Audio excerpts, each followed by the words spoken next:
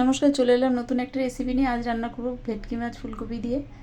এই যে একটা গোটা মাছ গাটা চিড়ে নুন হলুদ মেখে ভেজে নিলাম। ওই তেলের মধ্যে ছোটো ছোটো কেটে রাখা ফুলকপি আলুটাকেও ভেজে নেবো ভালো করে লাল লাল করে। যে এটা উঠিয়ে নিয়ে কড়াই তেল দিয়ে দিলাম পেঁয়াজ লঙ্কাটা দিয়ে নাড়াচাড়া করবো। দিয়ে দেবো দুটো তেজপাতা, দিয়ে দেবো টমেটো কুচি, দিয়ে দিলাম আদা রসুন বাটা, নুন হলুদ লঙ্কা গুঁড়ো দিয়ে ভালো করে মশলাটা কষাবো। কষানোটা মেন। ভালো কষানোর পর দিয়ে দেবো ফুলকপি আলুটা, দিয়ে আরও একটু কষিয়ে সামান্য একটু জল দেব, অল্প জল দেবো যাতে শুকনো শুকনো হবে রান্নাটা। দিয়ে দিলাম চিনি, গরম মশলা, ভেজে ছাড়িয়ে রেখেছিলাম সেই মাছটাও দিয়ে দিলাম। দিয়ে একটু রান্না করব কিছুক্ষণ, ধনেপাতা দিয়ে নামিয়ে নেব। হয়ে গেছে।